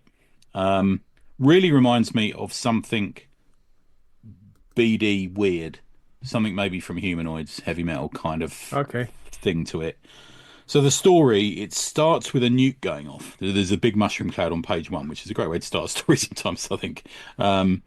And the narration doubles down on the implications of what's happened, how much it's ruined. There are some places that have survived this nuclear devastation. There's a masked woman. She's got like a bit like a COVID mask, really, that sort of kind of mask thing going on. And she's got these 2 swords, as we talked about, on her back. And she's scrabbling through a city that has sort of only partially escaped the blast. And after this explosion has happened, she has found a female creature that is almost like a female swamp thing, almost like that, but made of vines and leaves, and is almost like a tree, but a sexy woman. And she's told to do something, and she home invades this house, and there's parents who she kills, and then there's a child that she kills, and she says to the young kid, she's going to kill him too, because nobody gets better from this. And you're thinking, what the fuck is going on here? This is dark. Then she strolls through the city, and you see that the sort of paramilitary police army have taken control of the city, and people are being executed with bags on their heads and stuff like that. And then you get the other side of the story. You get this woman who runs kind of like the revolutionary group who are objecting to what's going on. And they're setting them up, and she's having trouble controlling them. There's this big fucking bastard of a man who's fighting people, and she has to say to him, what are you doing? And he's saying, people can only survive if they're this tough. And the woman is called the Morgue. The woman with the knives is called the Morgue, which is a great name, and the other woman, the head of the group, is called Allura. And the Morgue is sent to kill Allura, and then things happen. So this is issue 1.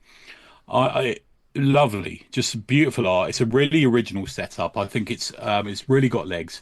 I love that. We all love that bleak story, don't we? I think we all love that. There's no hope, but there's something else going on. This sort of almost like magic. Earth's fighting back. The Earth's coming back with this woman, but is she good or is she bad? Because she's instructing this woman to kill anything. I really loved it. Really lovely environment.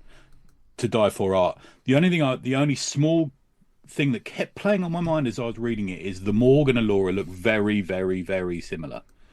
They look like almost the same person, same color hair. The Morgue has got it tied up a bit, and Allura's got her hair let down. But you would see if the Morgue undid her sort of small ponytail, it would be the same length. Very similar body types, very similar looks. If they were standing next to each other, I'd have trouble picking them. Who was apart between it. And I reached out to Noah and I said, am I missing something here? Or is there a story beat coming in issue 2, for example, where you're going to say they're the same person? or they're twins or they're sisters or something like that. And he says, I said, I'm really enjoying it. He says, oh, thanks for letting me know they're not sisters, they're not the same person. So I'm not sure if he's purposely being a bit cagey that we find something else out. There's some kind of sort of reality thing. But if not, I would say reconsider recasting the types to make them more different. That's all I'd say. Unless it's a story beat that we haven't got to yet with something, I think, which is, bear in mind it's playing on my mind when I'm reading it. I think perhaps it should have been explained a bit better in issue 1, but it may be something that's a revelation that comes later on in the storyline and might be planned in that way. But if it's not, think about recasting the types. But other than that, yeah, absolutely top class. Can easily see it on a European comic shelf. That sort of vibe to it. Sounds great. It's currently on not Kickstarter, what is it? It's Indiegogo. It's currently funding on Indiegogo. You can find it on there if you look for Atrocity issue 1. You'll find it. If you can go to Noah's Instagram, Noah Noah_Alprin ALPERIN, Noah Alprin. You're gonna have a look for that one. It's my first one, guys. Nice. I'll jump in for the second one, which is a book by Mad Cave Comics, who are pretty much fast becoming my They're kind of like our favourite publisher at the moment. They're just doing and early word from like what we hear from creators online and stuff is they're also great to work with. So this it does seem that way. Yeah, it seems really good. Seem to know what they're doing. Who knows? Hopefully we'll be able to talk to someone from Mad Cave one day. It'd be nice. Yeah, it'd be good. But I picked up a series, and I'll come back to this. I was interested in one of the later covers, which took me back to the beginning of the series. But this is like 4 issues out on this one, is that right? 4 issues, trade, and it's done. Is it? Oh, okay, yeah, right. The trade is it out now? I think the trade might, or trade's coming in a month or so. Oh, okay. This is Hour of the Wolf. The writer is Mark London. Artist Danilo Beyruth, colorist Fabi Marquez, letterer Dave Sharp. This came out in October 24. And setup is when Owen Blackwood is called across time to a seemingly normal home to destroy a haunted painting, it didn't feel like anything out of the ordinary to this agent of Wolven Heart. Upon arrival, however, Owen finds himself trapped in the very painting he was called to destroy.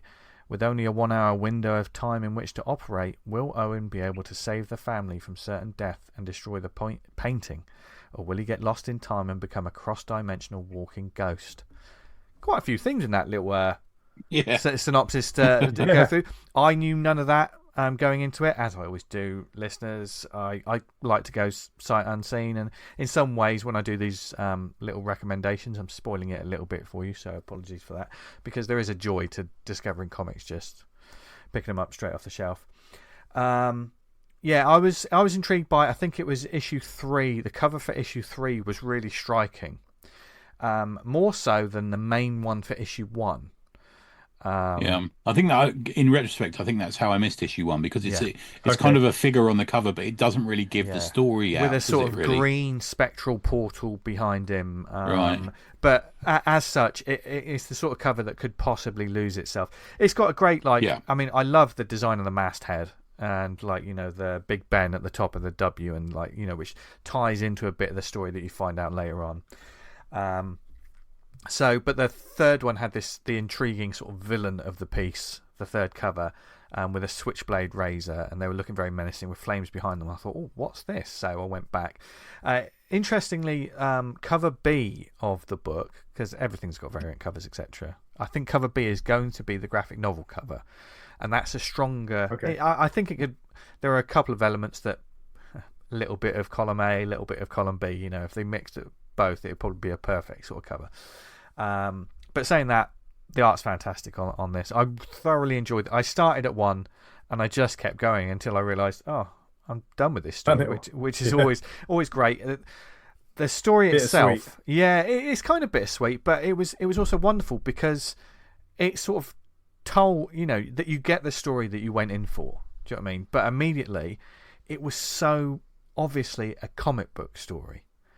Because immediately you meet this. Tony, did you say you've read the issue? Read the first issue. No, I've only read the first issue so far. But the first issue, this Owen Blackwood, there's more to him. He's not just there's a whole thing that he's part of, which I did not expect.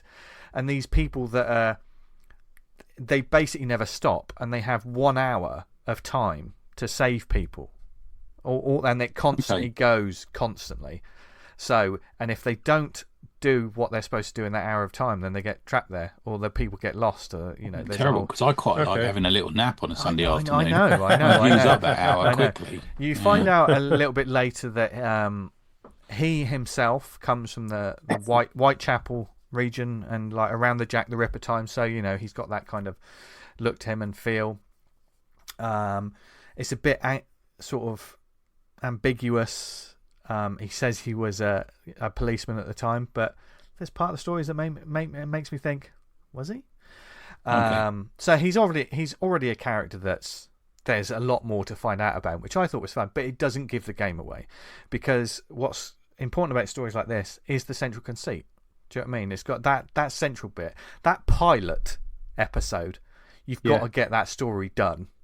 Yeah. And you said this is only a 4-issue mini. A 4-issue mini. What surprised me is these days, isn't it? 4-issue minis. When I went on to the Mad Cave website, I found out more about this series, which I'll talk about in a sec, because it's full of great little ideas in it. Because it's definitely the supernatural, and you're dealing with haunted paintings and stuff. That sort of shit's cool, and there's a bit more to it as well. There's a sort of there's a sequence at the beginning about this guy that gets trapped. He's kind of given a deal. Give me your wife and kids, and I'll let you leave. I'll so that ties into something later on in the. I'll just go for the wife, to be fair. Really? Well, it's an all or nothing deal, Tony. No, I'd rather not then. But there was a character, like the creature in it. There was a cool sort of visual that I loved. That sometimes when you see it, they've got like this big beard, but they're absolutely no facial features. Like, I saw that. You can see, like, the eyes are sunken, like there's a face. I was trying to think of an example of. Can we say the bit that comes after? I was trying to think of an example of that happening somewhere else, and I can't think of that. Yeah, it's got to have happened, but I can't. When the think of face is revealed, I'm just going spoilers, everyone. I mean, check out the series because there's more to it. As I said, the monster has a switchblade razor. And they have a completely smooth face, and then they cut where the mouth's supposed to be, and the mouth is revealed, and they cut where the eyes are supposed to be. It cuts where the mouth is, but there's teeth and a tongue in there. Like same with the eyes, there's an eye underneath. There's got to have been done somewhere, but I can't think of it. It looks so cool, doesn't it? It's that because it's a straight razor, you get on edge, don't you?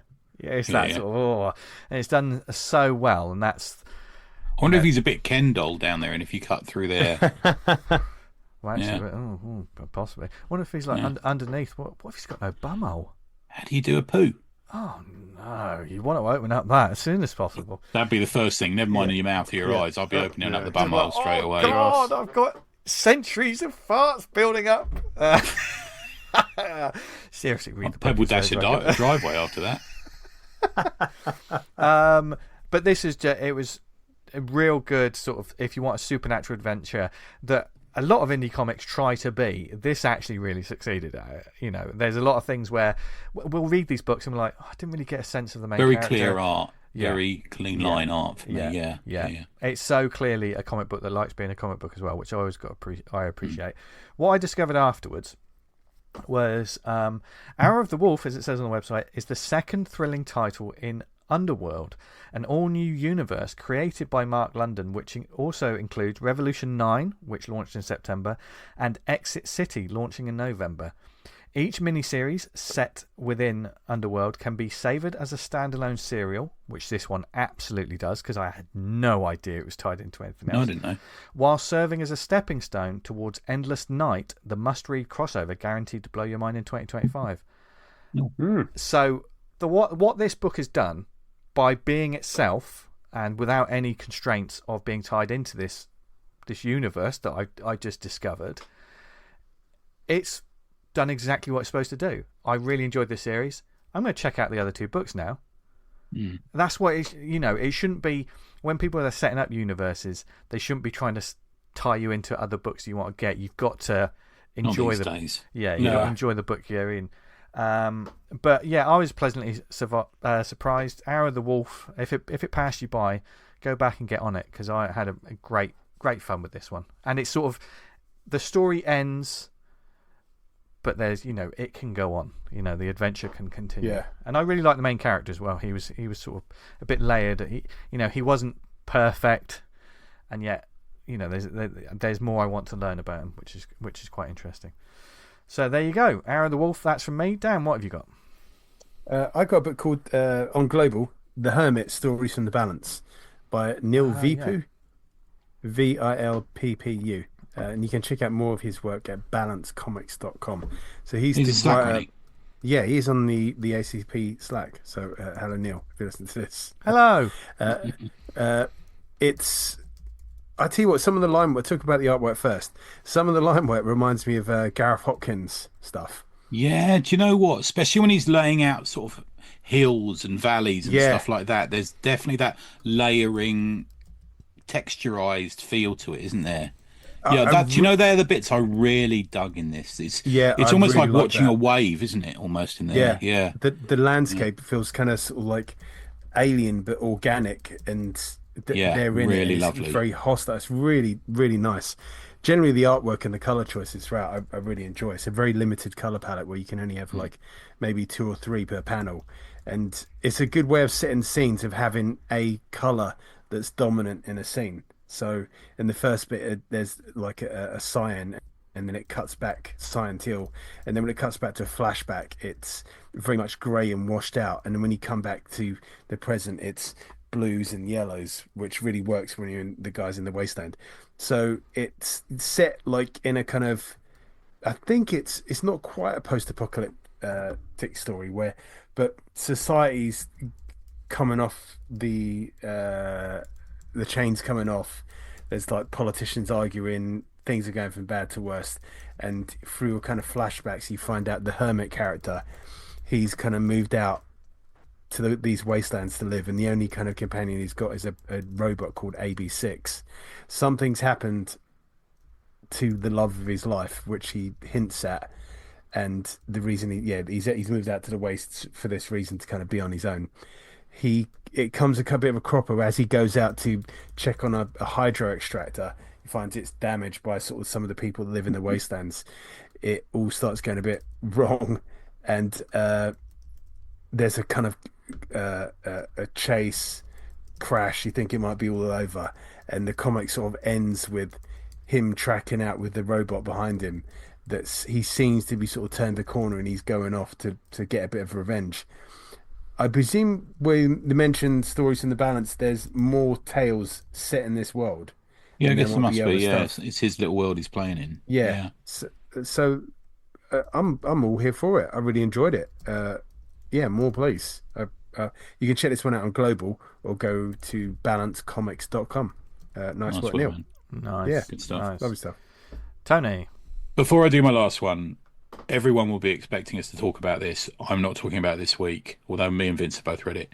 I'll probably talk about it in a few weeks, so I want to make sure everyone gets a chance to read the first 5 issues of this. But issue 5 of Prairie Gods came out from Shane Connery Vogue. Oh, yeah. And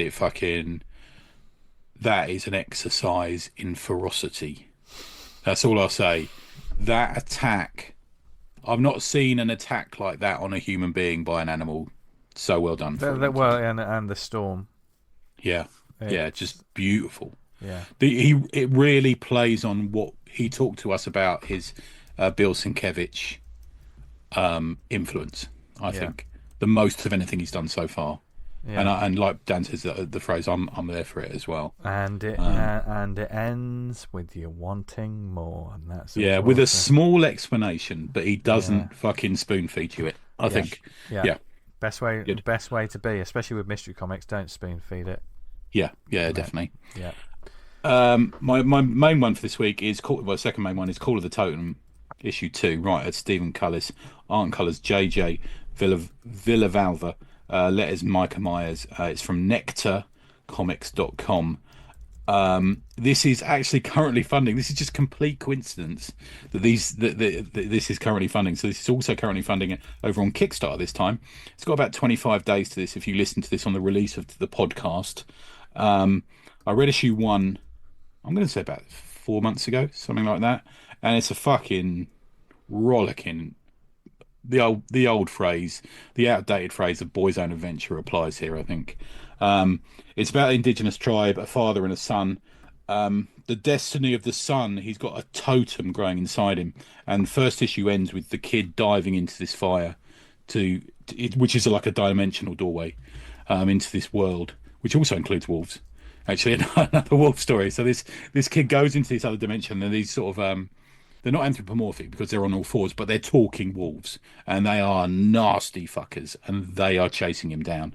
And it's kind of a spirit dimension, and this wolf pack's trapped in there as well. And his father goes in as well, called Tarjung, to find his son and find and protect his son. But beyond that, there's also this war brewing. These two tribes are coming to war, and it is tense, violent, but it's kind of like chase and someone chasing to save. So it's got a real motion, a real energy to it. Ends on a really good moment. I think it probably fights that problem you often have with serial comics, is that it's the second issue. So what do you do with the second issue when you're in a run of, I don't know, 4 to 6 comics?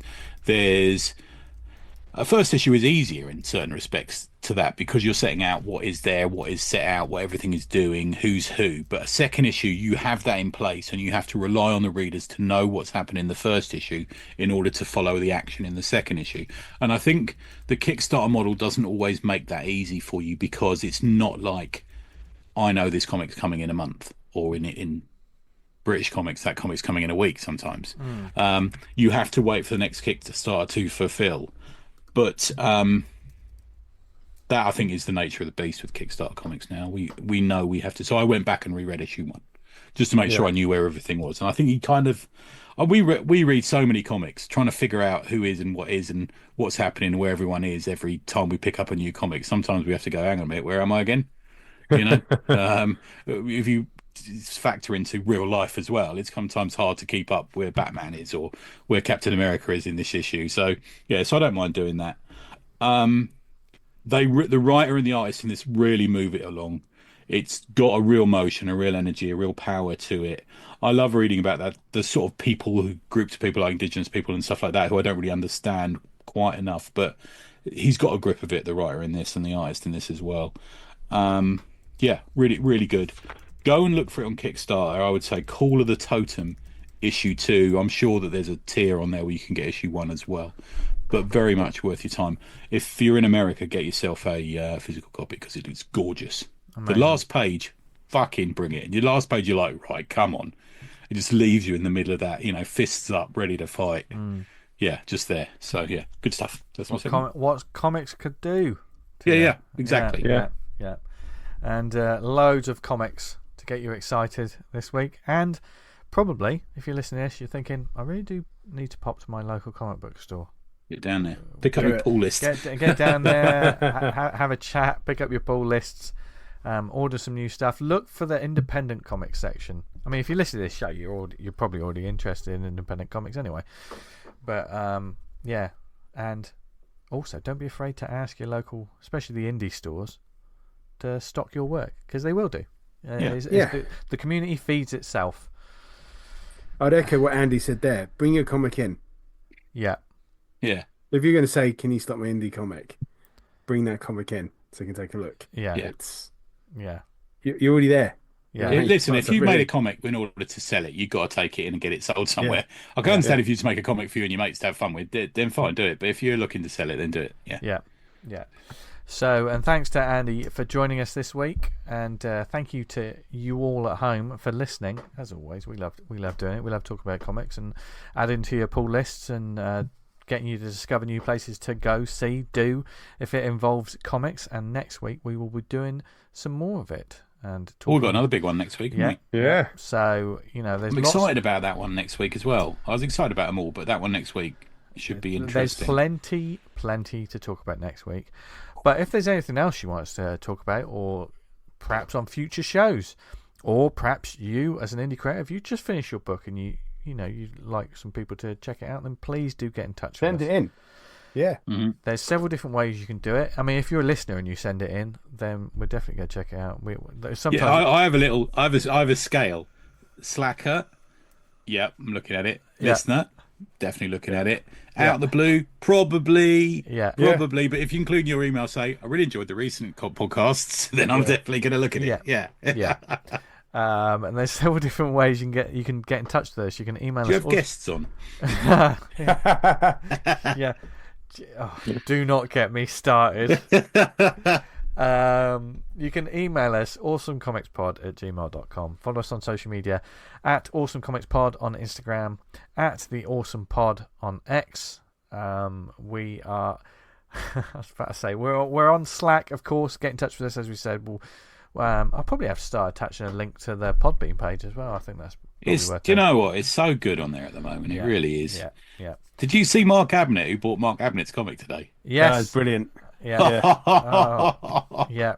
I'm not going to tell you. If you want to find out, you have to get on the Slack and find out. Or follow Mark on Instagram as well. Mark ain't a small bloke either, is he? No. But, I mean, he's a massive bastard. Yeah. Hello, That Mark. guy's a big fella. Thank you for listening to us, whether it's on the website awesomecomics.podbean.com. We're on Apple Podcasts. We're on Spotify. Wherever you are, if you can, leave a review or whatever, that would be really appreciated. Helps the word get out about the show. Subscribe to the show, all of that good stuff. Just do it, and then you'll never miss an episode. We're also on Amazon, Stitcher, Podnose, Podknife. What are the networks are we on, Tony? We're on the network. Let's all grope for a trout in a peculiar river. As always. Guess where's that from? Come on, guys. Where's it from? I don't know where that's from. No. Are you gonna say an obscure reference that me and Dan are clearly not gonna know? No, you'll know it. Measure for Measure by William Shakespeare. Of course it was. Billy Shakes. It's an iambic pentameter way of talking about boning, which I was quite impressed with, and I found out this morning. Yeah. I'm also impressed that you managed to say that entire sentence without tripping over any of the words. It is late in the day. Yeah, I'm a bit tired. Yeah. Dan's batteries are failing, so let's let everyone know where they can get in touch with us or find us. Tony, where can they find you?